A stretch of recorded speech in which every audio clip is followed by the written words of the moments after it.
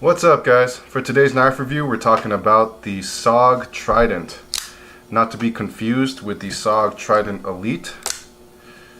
There are very subtle differences, and we'll discuss them later, but today we're mainly going to be talking about the Trident. Let's do a quick 360 and roll right into the talking points.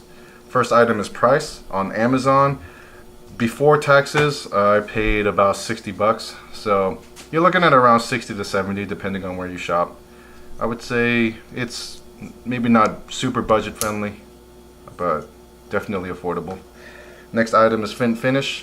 Excellent, no complaints with fit and finish. It's a very well put together knife, and everything from the design on the handle to the coating on the blade is so far been fantastic. Next item is the blade. I think, if I remember correctly, the blade is AUS 8, so a perfectly respectable blade steel. So far it has operated perfectly for what I use it for. You've got the serrations. I don't think they come with a blade without serrations, but for the military members, serrations are very useful and practical, so no complaints on the blade style. Next item is handle and liners. So you've got this glass reinforced nylon handle, very comfortable to hold, but there are no liners in here. I don't think that should deter you from buying this knife, because it really doesn't affect its strength or structural integrity. It's a very solid and well put together knife. Next item is lockup. So the blade comes out super fast, very snappy, and the lockup is fantastic. There's absolutely no vertical blade play. There is very minimal lateral blade play, and this is after I've already tightened the pivot screw as tight as I can, but with the amount of blade play that there is, it really doesn't cause me any concern. But just letting you know, keep that in mind. Next item is, does it carry well? From ergonomics, weight, comfort, etc. So ergonomics is fantastic. You've got the finger choils cut out for a really positive grip, and the jimping on the top of the handle and the back of the spine are also very well done.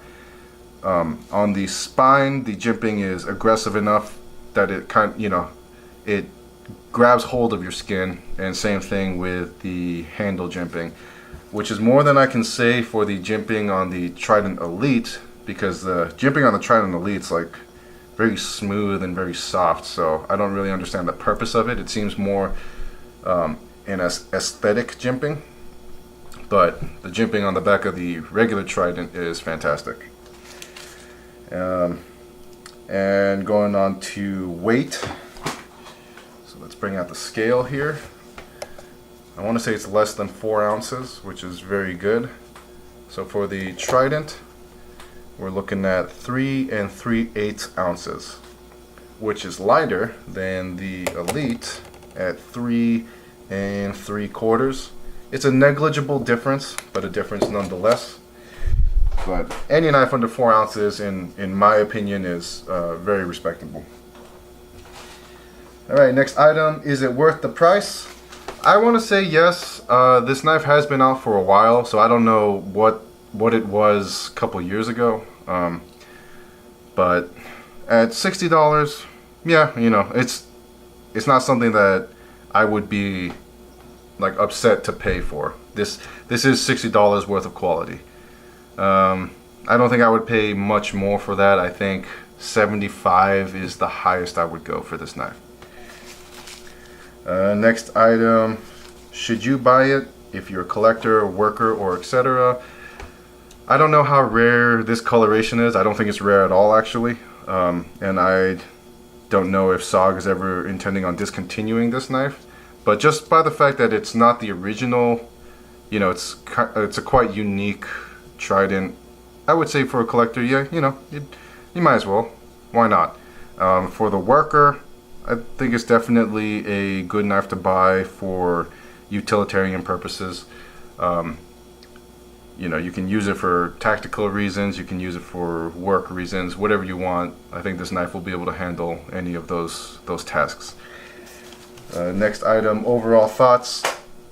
So we'll go over the differences real quick. I think the main difference is the handle materials.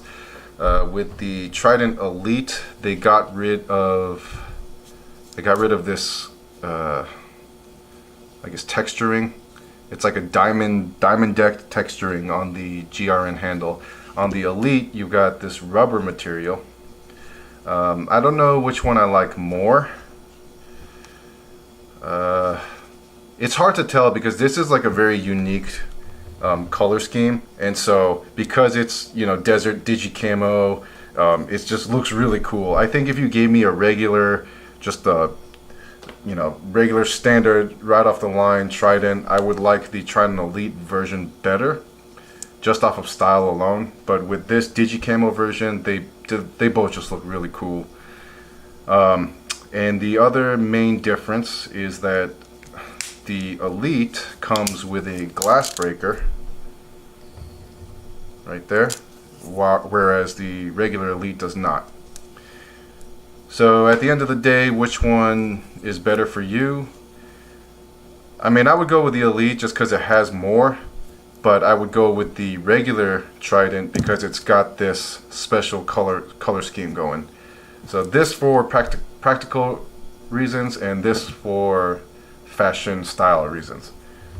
And that's really on you whether or not, or that's on you for which one takes priority.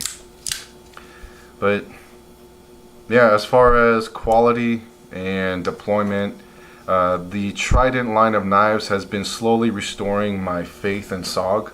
I was really disappointed in them for a while because a lot of knives I were getting from them were just super cheap. They had like really excessive amounts of blade play, and I felt like I was overpaying for a lot of them. But this is definitely one of their better quality knives. So, you know, if you've been avoiding SOG, but you really like the company or whatever it may be, the Trident is definitely a solid team member in their lineup. Anyways, that's all I got to say. I hope that this helps you with your next knife purchase. Thank you for watching, and tune in for my next episode. And let's do one more deployment just for shits and giggles. Alright, see you later. Bye.